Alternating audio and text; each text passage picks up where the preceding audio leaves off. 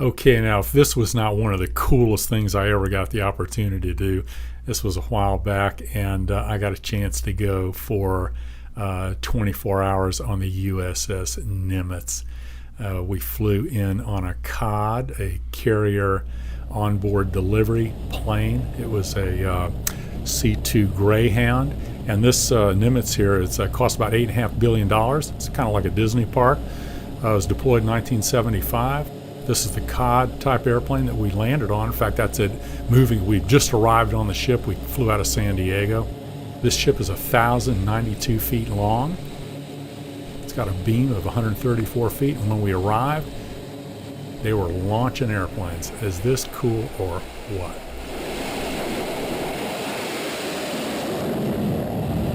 Got all the burners going. Everybody's out on the deck doing their jobs.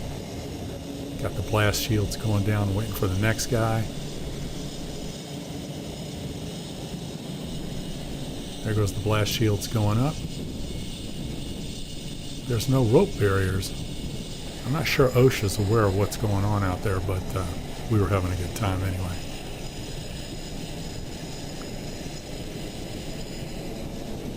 Who's that handsome devil?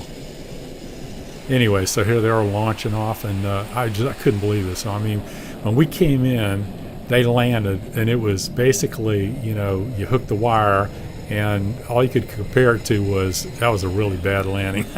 It was hard, whammo on the deck. Of course, these things were designed for it. Pretty strong landing gear. These are basically F-18s was the main airplanes that they were using. I think they had some like E-6s or something. This is the arresting cable down there that goes down inside. We later got a chance to go down inside and visit the rooms where they were at. I think they pay out about 170 feet or something like that, and they basically, when he comes in, he tries to hit that, I think that third wire, wham, we got it, and it basically decelerates the airplane in a way that absorbs the shock, but at the same time not rip the airplane apart.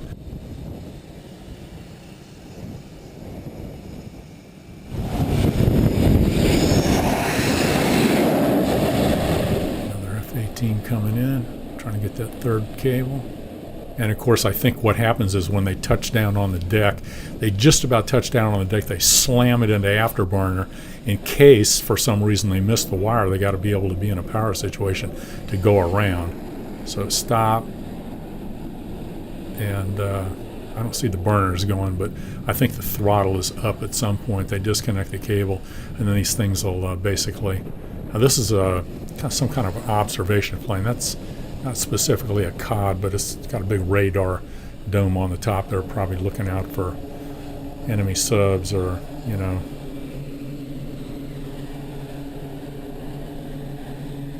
not quite sure what those are. Some kind of or missile or rocket or something. But then we went downstairs. You're going to see a lot of walking through the ship here because there was just, I can't remember. The thing's got like about 7 decks or something. I'm not exactly sure, but it's got the potential for nuclear power, and I think they can load up and actually go out on the water for like 20 years and not have to refuel. Of course, I don't know what they do about getting some food, but that's what the CODs are for. I personally like mine fried with tartar sauce.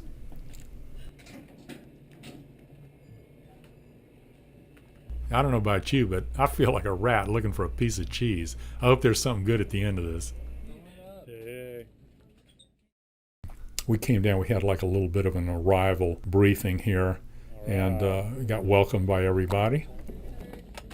There was just so much going on, and you got to realize, I had asked ahead of time if I could GoPro some of this, so I was pretty much all over trying to take in everything and walking around and keeping up with the group.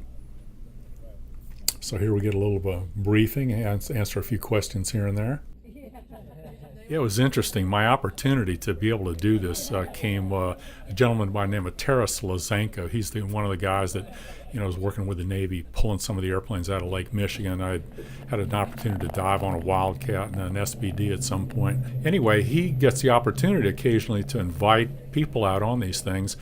You can only do this every 4 years.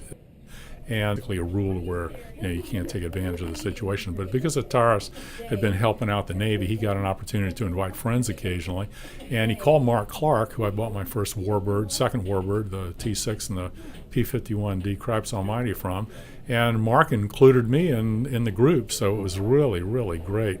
And Stephen Bush, also from the Bush beer family, came along as well, and it was just a phenomenal opportunity. They flew down in one of Stephen's little private airplanes, and I met him there in San Diego, jumped on a smoker really quickly, got down there, we hooked up, had a nice dinner the night before, and the next day, man, we were in for a treat.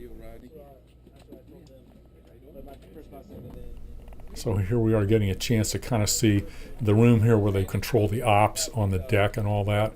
The guy's going to show us here a little bit. They've got like a little carrier deck down there that's a static one, and they know which ones are being refueled. They know which ones. It's an exact copy of what's actually happening on the deck, so they can see things from a from a coordination perspective. Good afternoon. Yeah. My name's Brian Lewis. I'm the air bosun. I'm not supposed to actually be in this chair, but the handler upstairs is taking care of some issues, so the aircraft handling officer would be sitting in this chair. So this is a square model of the flight deck. Everything is to scale. And you can see the young man right here. He's putting pins on and taking pins off, and this is basically what we have as far as the handler's SA, or situational awareness, to see what's going on the flight deck and move the aircraft around, as well as the hangar bay downstairs. So we have the fuelies over here, which is a manned position. It's 24/7 while we have service to the deck. And this right here is, you see the fuel nuts right there. The fuel nut means that it's actually getting fuel right now. So this is as real time as we get. A ship on the East Coast actually has an electronic board. That's what this is called. But I'm sorry that the sound quality is not better than it was, but I was doing the best I could. This was one of the first GoPro Kermicam things that I ever did, so forgive me. Wing spread. Keep it simple. Keep it simple. So on the flight deck we have about 400-ish people that can work up there at any given time. Usually when it rains is when you really find out the people that are mandatory up there, because all the rest kind of scurry around and don't want to get wet. But the average age for the young folks is about 18 years old, and they're expected to be up there anywhere from a minimum of 12 hours to sometimes 18 to 20 hours a day, which is a bit challenging at best. To my left is the dog. And the young lady is the pup back there. She's kind of hanging out. That's the air wing counterparts, our interface that we have. Just introducing some of the other crew members and explaining what their job was. There's the onboard deck cam. And then we are getting what we need to do, helping them and moving them around. And actually, there's the handler right there, Russell Lawrence. Just the crew coordination on this was just off the chart. Sometimes more than others. So, that aircraft right now is refueling. 205. Needs fuel, refueling. Second go, immobile. Any questions on that? This we call pinology, nunology. You caught one of the 4 wires today. You ran out 180 feet. If they hadn't told you that, that's how far it will actually let you take that trap width. Tomorrow, you guys first timers here? Yep. Yes. All right, nobody's running. Tomorrow you get to shoot. You have to cut off the cat. It'll be 300 feet in about 2.5 seconds. Good time. Say again? It'll be your best. Who likes roller coasters? Uh-oh. If you don't. Jason, well, 210 off the shooter. You're used to it. So, Yeah, so we crawled all over this ship, and I just kept, videoing any place I could, looking at different things, the little brass valves and stuff. Of course, all the doors are watertight in case they, have some kind of a hull leak or something. They can isolate it easily enough. And all of the, there's no drop ceilings or anything because it's all accessible for maintenance and inspection and stuff like that. Okay, so this is the bridge basically where the captain sits. Captain Kirk's here. Y'all gonna get an opportunity to sit in the chair and we'll take a picture for you. Cool. Danny's got the best view of the deck. I think this is the most expensive penthouse on the ship. And the one thing you'll notice, this is an angled deck carrier. You see, he's not taking off directly straight ahead. These guys are, But what happens with when they come in and land, they land on the angle deck from a safety point of view, because if they miss the wire and they go off the deck, they actually go off the side of the ship instead of going off the thing. Because if you had an engine failure or something like that and you dumped off the front of the boat, the ship would run right over the top of you. That is the captain's chair right there. Sitting.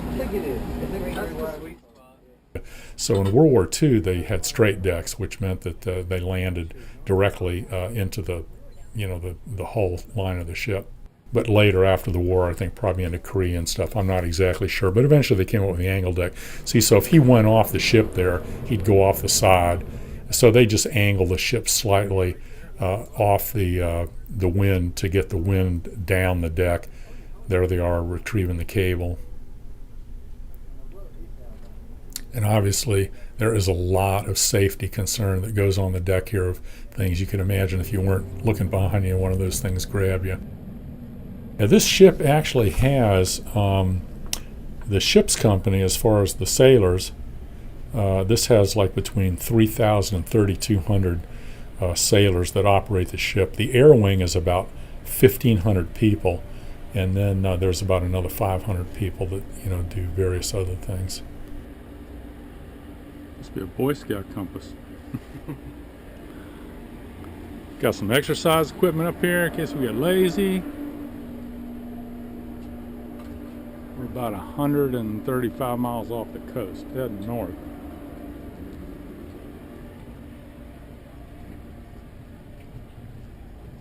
And there's about 60 airplanes on this ship, and they all get stored in the hangar deck below, which we'll see at some point.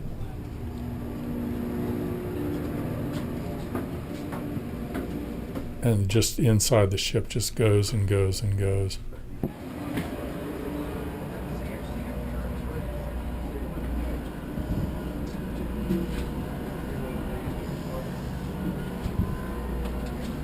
The APB out like a minute ago. They should have been up here at the bridge.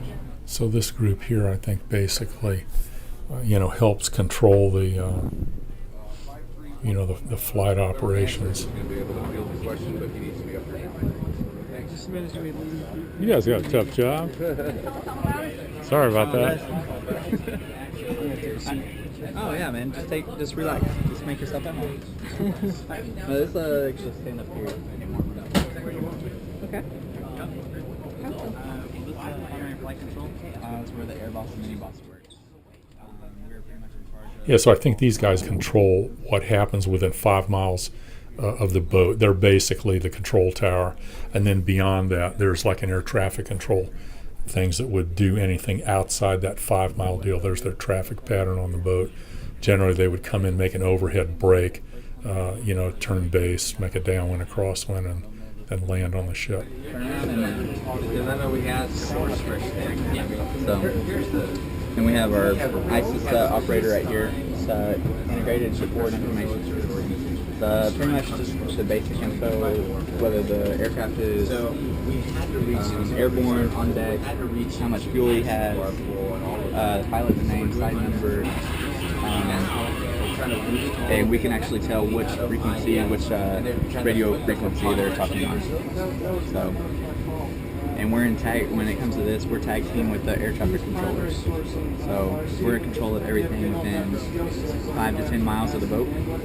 And everything outside of that is the ACs, the air traffic controllers. And obviously they must have, dual people on board with backup, so they can rotate. So when somebody's, on staff, somebody's, sleeping or resting or something, because they've got to rotate everybody. Oh my God, there was just so much going on everywhere. I can't even imagine what it takes to even maintain this thing.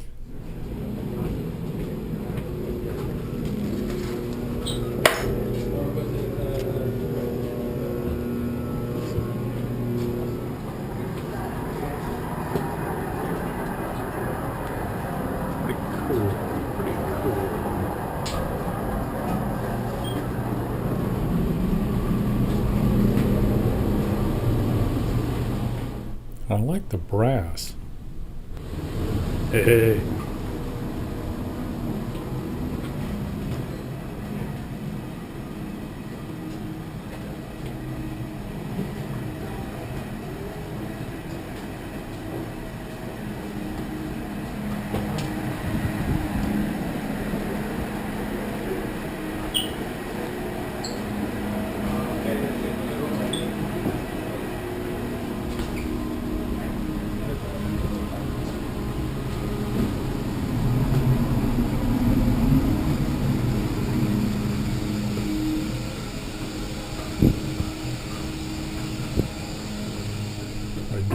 is for, you know, where some of the higher crew stayed.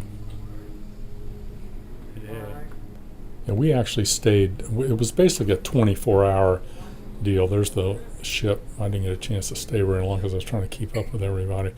But we basically, we landed, you know, like maybe right after lunch. We had lunch the next day, and then we cotted off the ship. And it was just really cool. Maintenance control guys. And everybody, they have like different colored shirts they wear to identify, you know, who's who. Just a instant quick recognition, especially out on the flight deck.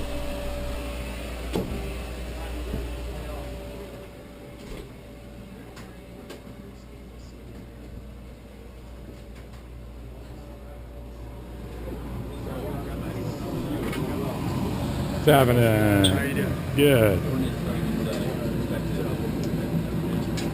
It's like a pilot debrief.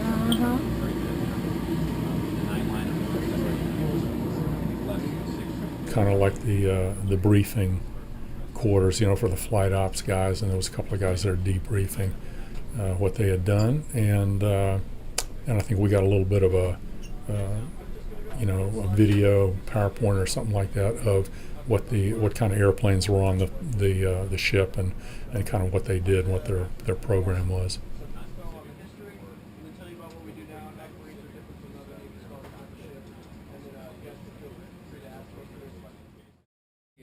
Come on in. Hey. How you doing, sir? Doing awesome. Yeah, so this was a bit of a welcoming by the Rear Admiral. And I don't think he's exactly in command of the ship, but there's actually a commander of the ship, but then he's also on the ship controlling the whole fleet, of which this ship is basically the head of. That would be his job. But please excuse my folks as they come around. When they get watered, you can stand up and do it, but what I wanted to do was welcome all of you. I didn't get a chance to say hi to you when you landed. Wasn't that awesome coming in? Cool. Very good. Well, I'm Rear Admiral Pete Gumatalto. I'm the Carrier Strike Group Commander. And I always said to my folks that bring the DVs in, I said, hey, look, I sometimes don't get a chance to do this because sometimes our ops gets pretty intense. And Yeah, and the Rear Admiral was just basically welcoming us on board. And he normally sometimes would have been too busy to do that, but we were very fortunate to get a chance to meet him because he had a little bit of downtime.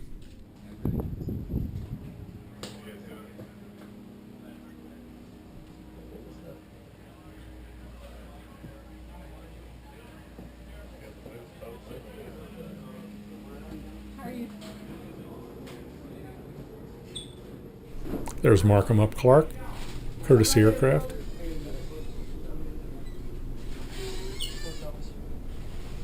This is the ship's store. We got a chance to go in there and check out a few things. I bought a USS Nimitz hat. This is where they load the nuclear stuff right here? Reactor coolant pump. Yeah, there we go.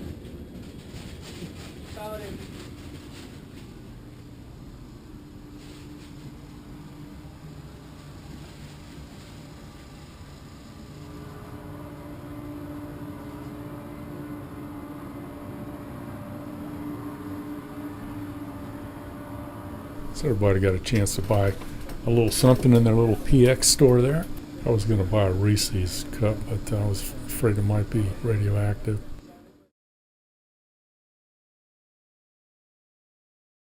I have to point out that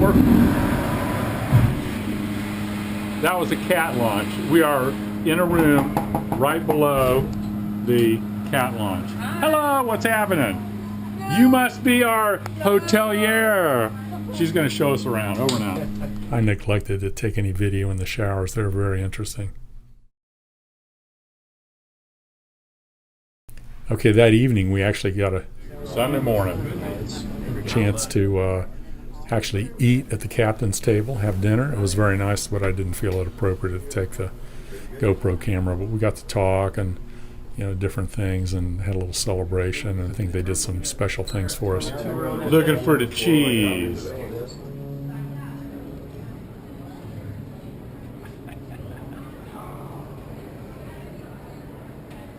Here was the lunchroom, dinner room, breakfast room.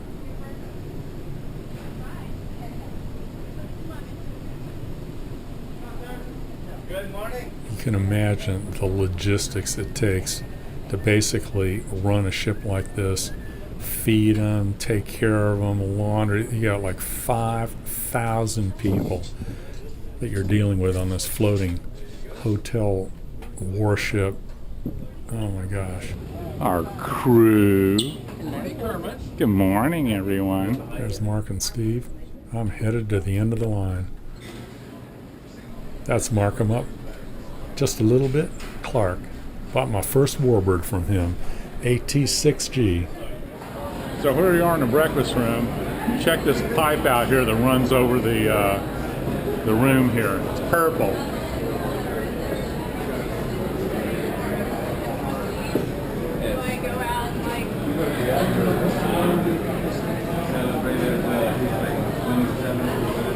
I don't think that's grape juice. Okay, here we are in the machine shop, checking it out.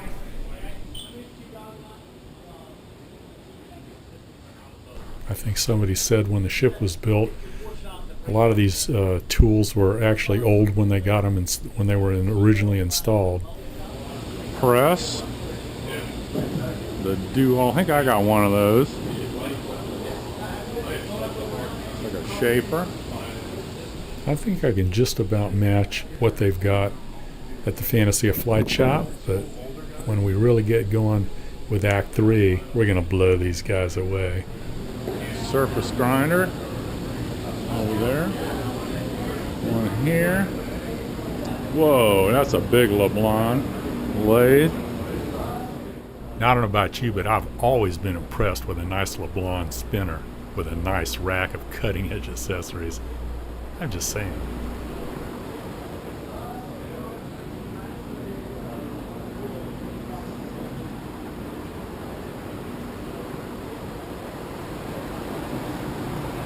A Monarch lathe. This stuff was all put in when the ship was originally built like 37 years ago, and the guy said it's probably was old then.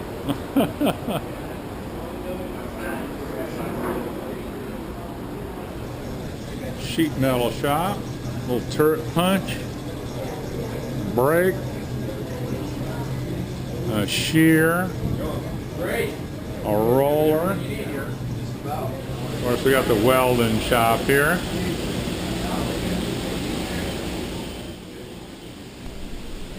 God, just tons of stuff. I got a welder, almost that good. The final fixers there.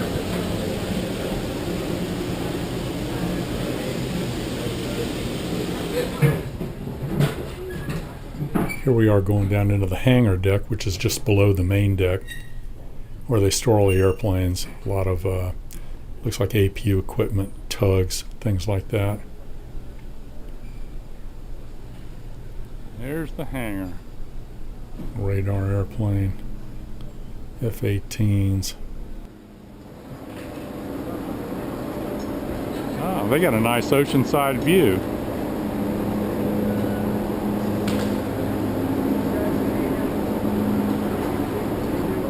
Okay, let's go see what we can find here in the hangar deck. Doing some maintenance on some F-18s. Oh, thank God I don't have to collect these. I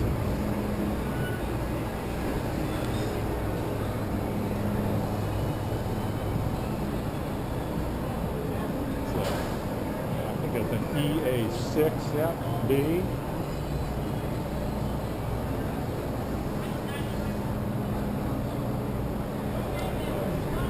Only a face a mother could love. Is this cool or what? It's another, so they have 3 elevators, all on the one side. At one point they took us out to the back of the ship. There was a little place that was open in the back there. It was the only place on the ship where if somebody was a smoker, they could go smoke.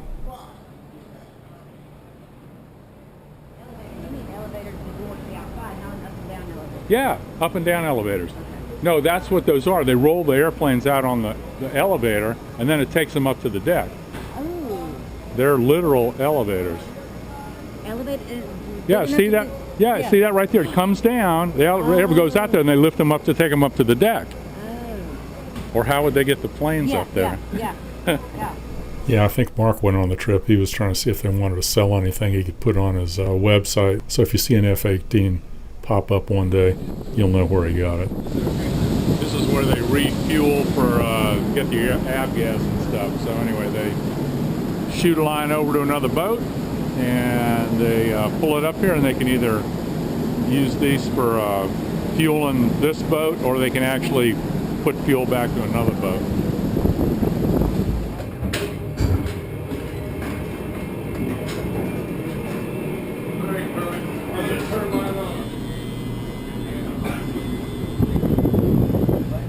He's on Hourly.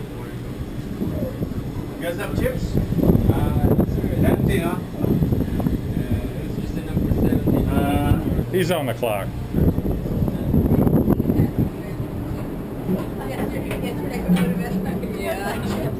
Oh, a chip.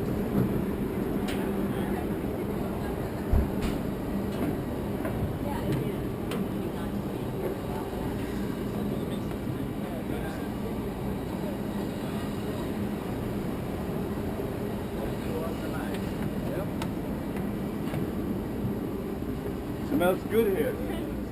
What am I doing?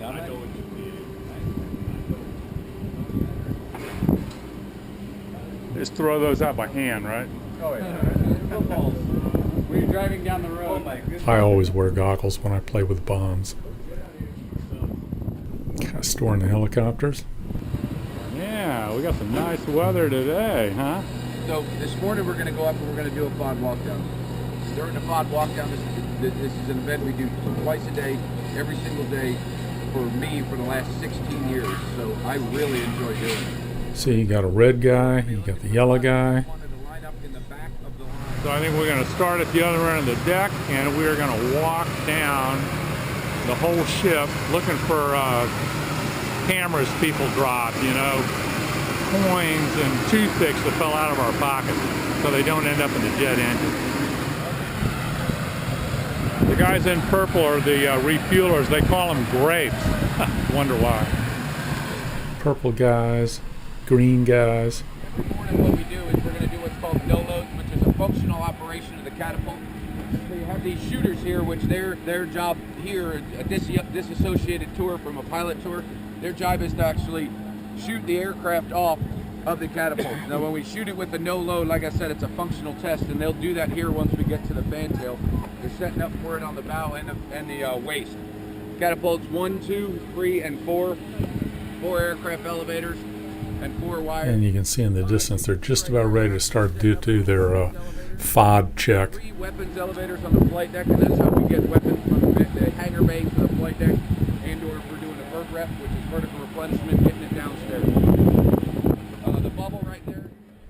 So here they come. You know, a lot of the crew gets out there and they're looking for foreign object damage, which is anything that can get sucked up into the jet engines. It was interesting, while this was happening, they were playing a bunch of like rock and roll, heavy metal tunes over the loudspeakers, but we had to delete it off the thing or we would have had a copyright issue. But just imagine one of the famous rock bands playing something right now as they were walking along. You see all the different colored shirts.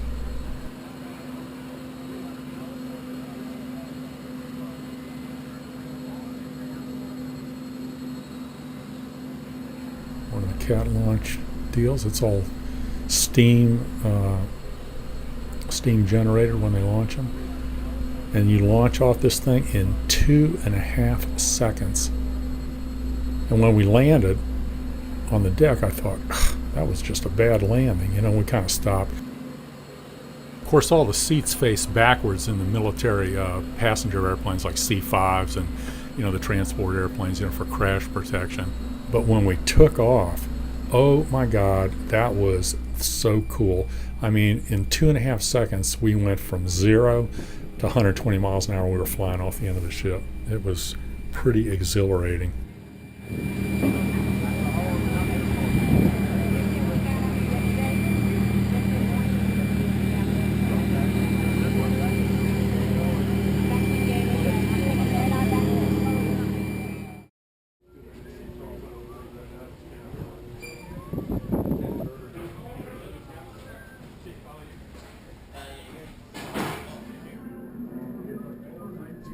A little museum here.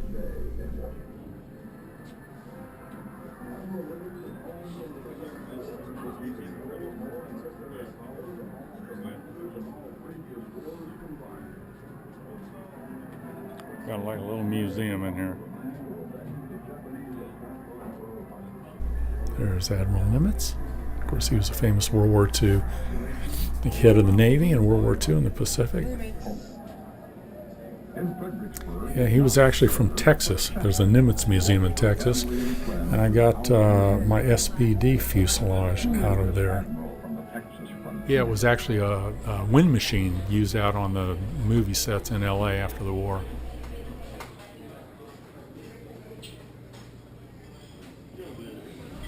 So here we are doing our last lunch.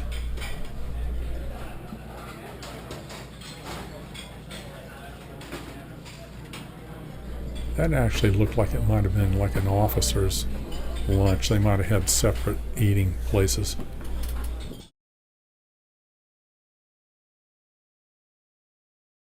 Getting a little bit of a briefing here before we launch off back home. Filling out a little customer survey. Thanks again for coming out. It's great having you. Thank you. Have a safe flight back. There we go. Set it out. I'm not sure what DV stands for. Probably means, look at me, I'm an idiot in Navy. I'm a civilian or something like that. Hey guys, thanks man, appreciate it. Good deal. Appreciate it. Good deal. Thank you, sir. Thanks. Thank you, sir. Thank you.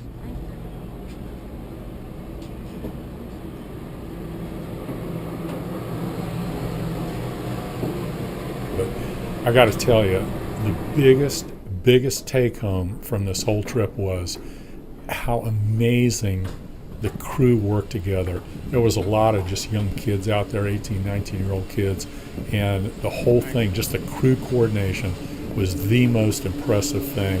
I'll never forget that. If we could only take that to Washington.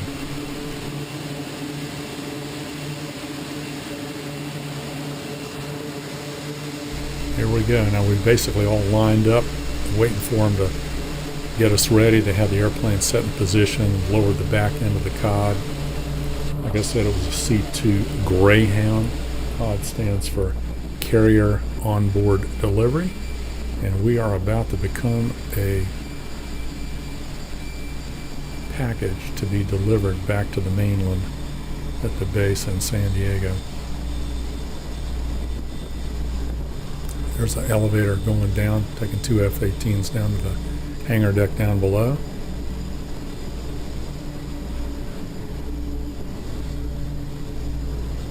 There was just so much going on the ship all the time. It was hard to keep track of everything. You can see the wings fold, back end drops, loading cargo, passengers. All the seats face backward for crash protection, which worked for you when you landed, because they landed pretty hard and stopped pretty fast, so you went back in the seat. But on the takeoff, man, you had to put your hands up on the seat in front of you. And man, when you accelerated, it was like, God, man, it was kick butt. 2.5 seconds, we were doing 120 miles an hour. I think that probably beats probably one of the best rail dragsters.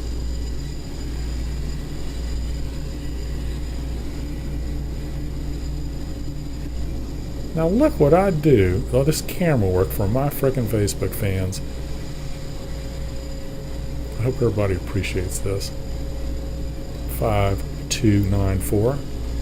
That's how they would have identified my body had we not had a successful takeoff. For the day, all right, we're going to go over some emergency stations while we're on the day. As we're doing this, the Chief's going to go around. He's going to make sure all your seatbelts are fastened properly.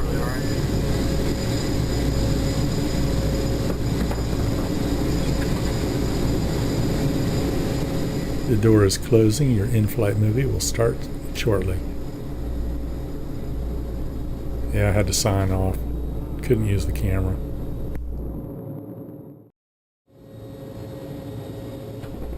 Here we are back at the San Diego. Big naval base there. We made it. Still in one piece. Go ahead and start taking off your LPUs. Keep your radios on. Take off your LPUs and then you exit the aircraft when we get to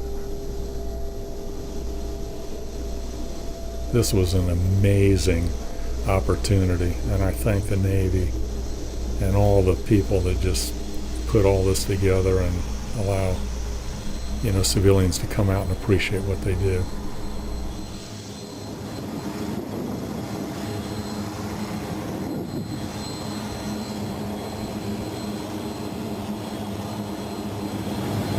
Pretty cool. That was a lot of fun. I enjoyed that. That was awesome. I like this whole building back here too. That terminal building. That's all right. Thanks, sir.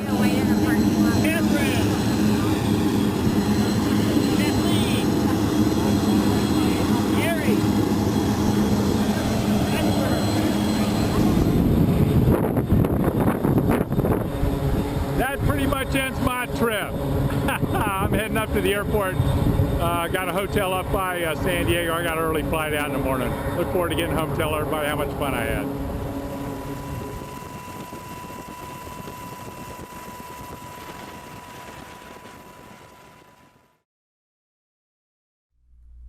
Life is good.